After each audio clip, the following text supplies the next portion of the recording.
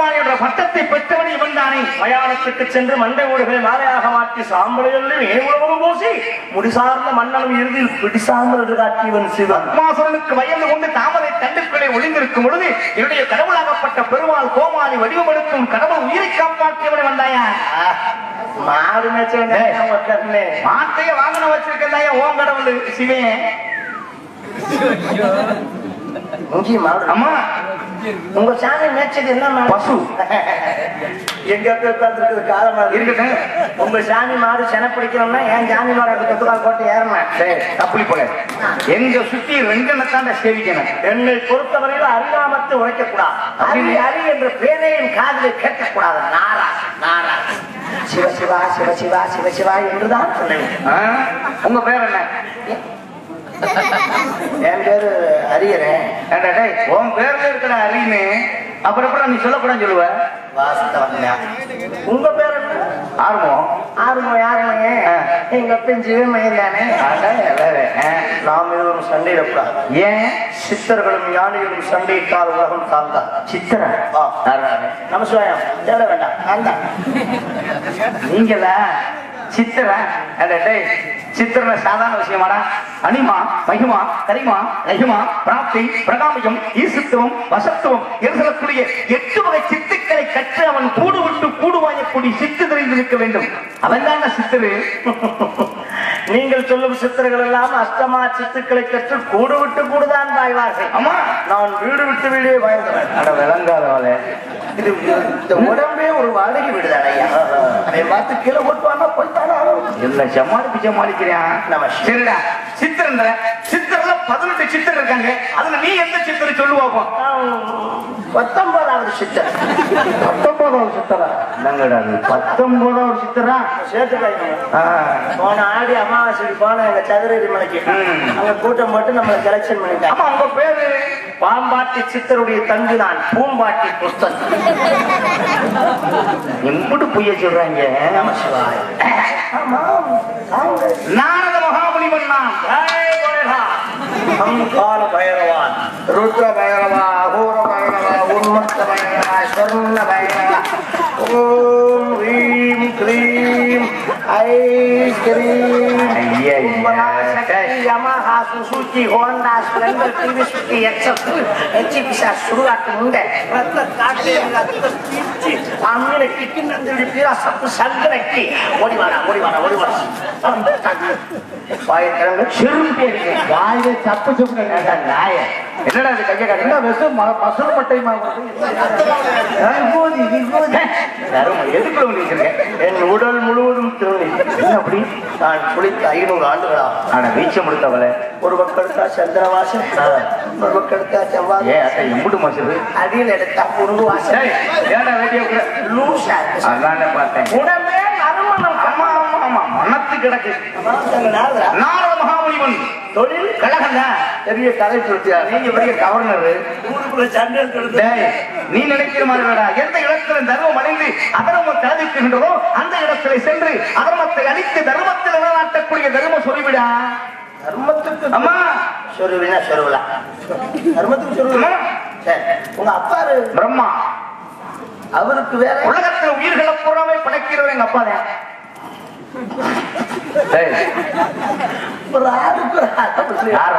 நானா நீயா பயத்தோம்தான் பொய். எப்படி உலகத்திற்கு உசுர பூரா அப்பா படைக்கிறேன். 84 லட்சம் ஜீவபதங்களை படைத்தது பிரம்மா தானா? உங்க வீட்டாளர் வேணா படைச்சேன் எல்லாத்தையுமே. அம்மா அப்புறம் நான் என்னமா கேட்டேன். நான் சொல்றேன் சங்கரபுரம் அந்த பையனை படைச்சது எங்க அப்பன் வெட்டி அவங்க அப்பன் 60 ரெண்டு பையன். ஐயா அவனை படைச்ச உங்க பொண்ணு அவங்க அப்பன் கோப்பா கூட்டோட பஞ்சாயத்து வைப்பான். சீன அப்பன் பார்க்க நம்மளை கூட்டோடா. சரி நான் உடனே கேட்கிறேன். ஒரு குடும்பத்துல புருஷன் முன்னாடி 2 பேர் இருக்காங்க. அவங்களுக்கு 10 பிள்ளை இருக்கு. 10 பிள்ளை எந்த குடும்பத்துல ஒரே மாதிரி இருக்கான்னு மட்டும் சொல்லு. அது இருக்கா? ஒண்ணு அம்மா மாதிரி இருக்கும், ஒண்ணு அப்பா மாதிரி. ஒரு வயது தானே பிள்ளை போடுறா. அப்ப ஒரே மாதிரி இருக்கணும் கணக்கு முடி. ஒரே மாதிரி இருக்கிறது கொண்டாட்டியா செராக்ஸ் மிஷினா? ஏன் இல்ல? அதான் எங்க அப்பன் ஊட வந்து அடிக்கிறவன். எங்க அப்பன் ஜானிக்கு 4 வயது அங்க இருப்பான்டா. அடிக்கலாம். ஒரு வீட்டுல ஆத்தா அப்பன் மாதிரி பிள்ளைடா சும்மாவா? எவ்வளவு விஞ்ஞான வளர்ந்துருக்கா? எங்க பெருங்கொண்ட மருத்துவர் இருக்கேன், எங்க நிற மாச கர்ப்பிணிய இன்ன கிழமை இன்ன தேதி இன்ன நாள்ல அவளுக்கு புள்ள பிறக்கும் சரியா மட்டும் அவனை சொல்ல சொல்லி ஒரு காலம் அறுத்துக்கிறேன். அதெல்லாம் சொல்லுவாங்க. எப்படி? ஏன் சொல்ல மாட்டேன்? எப்படா? இப்ப ஜூலை 10ல இருந்து அங்கிட்டு ஆகஸ்ட் 11 சரியா சொல்லுவானா? அது முடியாது. அதான் பிரமம். கல்லைத்தான் மண்ணைத்தான் காட்சித்தான் குடிக்கத்தான் கற்பித்தானா, இல்லைத்தான் பொன்னைத்தான் எனக்குத்தான் கொடுத்துத்தான் ரச்சித்தானா, அல்லத்தான் அரைக்கத்தான் ஐயோ எங்கும் பண்ணைத்தான் சுரக்கத்தான் சுபைகள்தான் பண்ணினான பதுமன் அப்படி முடிச்சிட்டானா.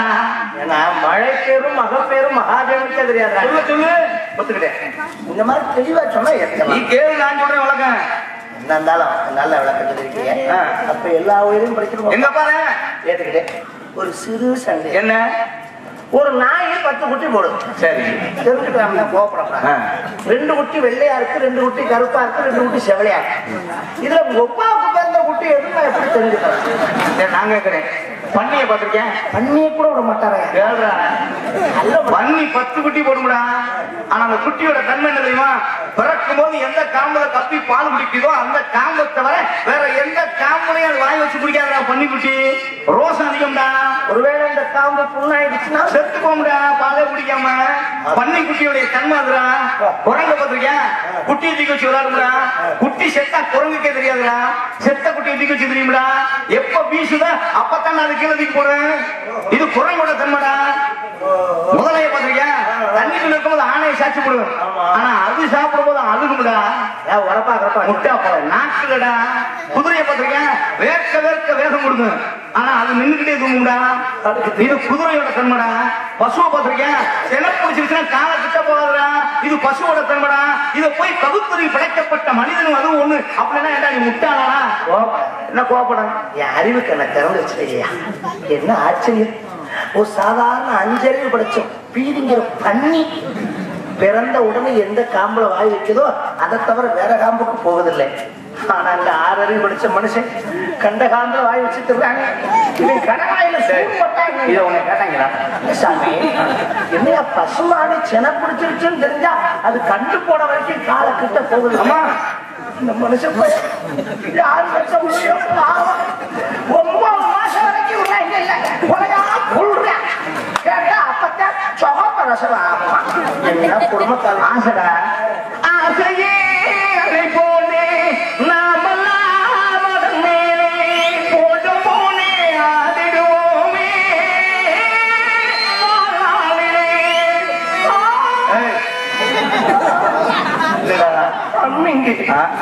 ஆசை கையளவு உள்ளம் வைத்து கடவுள் ஆசை வைத்தார் மனிதனுக்கு. அந்த ஆசை இருக்கின்ற காரணத்தாலே மனிதன் கஷ்டப்படுறான்னா இல்லட்டா அவனுக்கு துன்பம் இல்லடா. ஆசை இல்லாத மனுஷன் யாரு? போதும்னு எவன் நினைக்கிறானோ அவன் தான் நல்லா இருக்கும். ஆனா எவனாவது போதும்னு சொல்றானா? ஒரு ரூபாய சொல்ல மாட்டேன். உலகத்துல போதும்ங்கிறது 2 தான். என்ன? ஒண்ணு சோறு, இன்னொன்னு சாப்பிட முடியாதுட்டான். அப்புறம் ஐயா காவல்துறையில உள்ள விட்டு வச்சு நல்ல தண்ணீரை ஊற போட்டு பெரம்புல எடுப்பா ரவுண்டு கட்டி ஐயா போதும்யா அடிக்காதியா அடிக்காதியா. இது 2 தவிர போதும்டானா சொல்ல மாட்டேன். 100 ரூபா கொடுங்க, இன்னொரு 50 ரூபா கொடுங்க, 1000 கூட முழுசா ஒரு 20 ரூபா காசு படுத்துற பாடு என்ன பாடுபடுத்துது? ஆமா, என்னையா சாக புழைக்கு இழுத்து கிடப்பேன். ஆமா, உண்டைக்கு நெஞ்சுக்க ஆமா. இவங்களை கொண்டு விடணும்னு எண்ணெயை தேய்ச்சி ஊத்தி இளநீர் ஊற்றி கொடுப்பாங்க. துளசி தீர்த்த விடுவேன், பாலை ஊற்றுவேன், அம்பட்டு முடக்கு முடக்கு முடிச்சுட்டு முடிய முடிச்சுருக்காங்க. சாக மாட்டேன். அப்ப மனசுக்குள்ள ஏதோ ஒரு ஆசை. அப்போ சில பேர் காசுன்னு பேயா தெரியுவேன். அந்த காசாசை உச்ச வயலுக்கு என்ன செஞ்சா அந்த ஆத்மா அடங்கும்? காசு இருக்குல்லடா, அந்த காசை உரசி காசுன்னு ஊத்துனா ஜீவன் அடங்கிடும்டா. அந்த ஆசைடா. சரி, சில பேர் நகை நட்டு ஆசைப்படுறேன். ஆமா, சங்கிலி சரப்புலி மோதிரம் போடணும். சரி, அவனுக்கு என்ன செய்யணும்? அந்த நகையை உரசி ஊத்தணும். குடியாரப்பா சரக்குதேன் பெரிய சூதாடி இருக்கேன். சீட்டு கட்டு 10 லட்சம் ரூபாய்க்கு வீட்டை கட்டி விட்டுடு சாகன்னு மட்ட மலாக்க பார்த்த மணிக்கு அதுக்கு அந்த வீட்டுக்கு சிவரை சுரண்டி ஊக்கணும்னா ஜோலி முடிஞ்சோம்டா. சரி, பொம்பளை ஆசைக்கு எதை வச்சு ஈன போல கேட்கிறாம ஒரு கேள்வி. ஏடா இங்க வராங்க சாமியார் வேற வந்து வைக்க முடியாம கரும முடிச்சோட கேட்டுவிட்டு ஒன்றும் தெரியாத மாதிரி நிக்கிறோம். காமிச்சு விட்டாடா. முதல் மரியாதை பாரதி ராஜா அது சும்மா லேசுவா சார், தெளிவா காட்டு. எப்படி நான் சொல்றேன், சொல்லு. கிராமங்கள்ல பிறந்தவங்களுக்கு தான் தெரியும். நீங்க எந்த கிராமத்துல பிறந்தீங்க? நீங்க என்ன சொல்றாங்க? டவுன் வாசி கிராமவாசி. நீ கிராமம் மோட்டை ஓடுதுன்னா என்ன சொல்றான்? மோட்டை ஓடுதுன்னா ஓட்ட ஓடுறதானே. மோட்டைன்னா என்னடா? சரி சொல்றேன் கிராமம். அப்புறம் சொல்லுவார் வண்டியில போகும்போது கிராமத்துல பாத்தீங்கன்னா 20 நாளா ஒரு கிழக்கு நாய் இழுத்து கிடக்கு. எப்படி கிடப்பா இங்கே சொந்தம் சொத்து பேரன் பேசி 50 பேர் வந்து நிற்பாங்க. எப்படி நாயோடு செத்து தொலைறாங்க 20 நாள். அவங்க வேலை வெட்டிக்கு போக முடியல, பிள்ளைய பள்ளிக்கூடம் போக முடியாது, நல்லது உள்ளதுங்க விட எந்திரிச்சு போறாங்க, செத்து தொலைறாங்க. சரி எரிச்சல் இருக்கா? அப்பதான் பக்கத்துல இருக்காங்க, நீ நினைக்கிற மாதிரி எனக்கு ஆமாட்டான். அந்த கெடு போய் சாதாரண நல்ல பெரிய பொம்பளை சோக்காலிட்டாவே கொண்டாட்டி 5-6 கொண்டாட்டி எட்டினவன். அதுல இந்த மூத்த கொண்டாட்டி அந்த கெடு முண்டை ரொம்ப பிரியமா இருக்கான். அதனால அவ கோச்சுக்கிட்டு பக்கத்துல போய் தனி கொடுத்துட பண்றான். அவளுக்கு ஆள் விட்டு கூட அவள் வந்து அத்தை எங்க ஆத்மா ஆனாங்க அப்படின்னு ஆள் சொல்லி விட்டுருவாங்க. சேதி கேட்டனே அங்கிருந்து பதறி வரும். அவளுக்கு எப்படி மந்திரி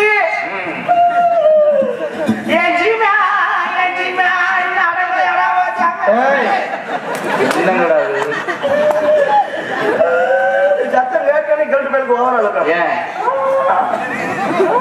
பழைய கை வருதுன்னு மறுக்க வந்து உள்ள ஒடியாந்து கதறுவா. எப்படி 20 நாள் கிடக்கலையா இந்த புள்ள ஒட்டியெல்லாம் கஞ்சியெல்லாம் கிடக்க.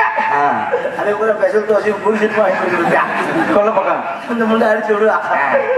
நீ எதை நினைச்சுக்கிட்டு இப்படி இழுத்துக்கிட்டு கிடக்குன்னு தெரியுமா?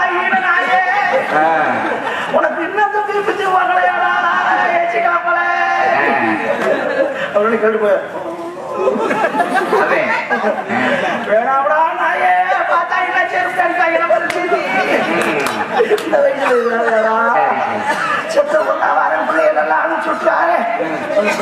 சாமி கொஞ்சம் வெளியில போங்க எல்லாரும். தாத்தா சொத்து விஷயத்தை பேசுவாங்க போல ஓடிடும். கதவை நங்கு நடச்சு நாங்க தீக்கு லொபக்கம் மாட்டி சரி ஒரு பழைய சேலையை அடுத்த அந்த கதவுல போட்டு மூடிடுவான்.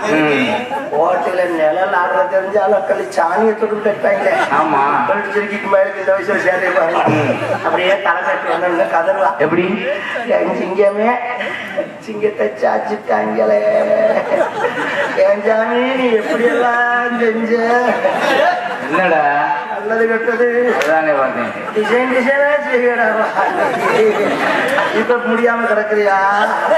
கேட்டு போய்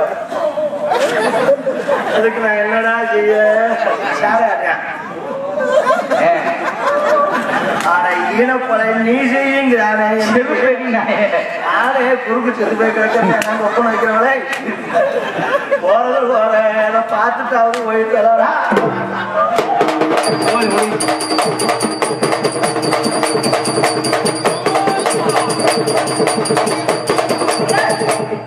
ஆர்வ கலால சுடுகாடு தாண்டி 1 கிலோமீட்டர் அங்கிட்டு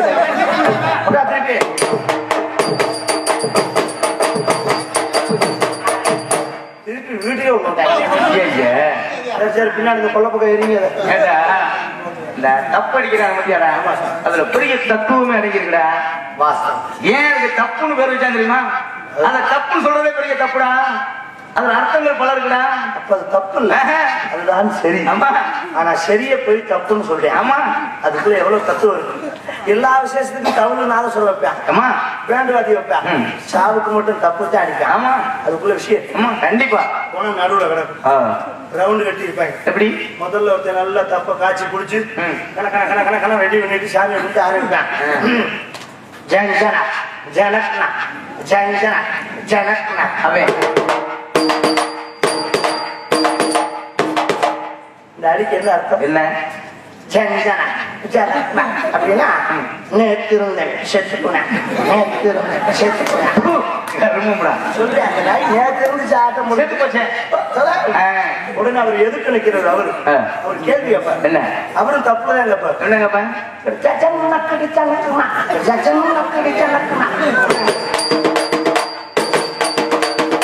இதுக்கு என்ன என்ன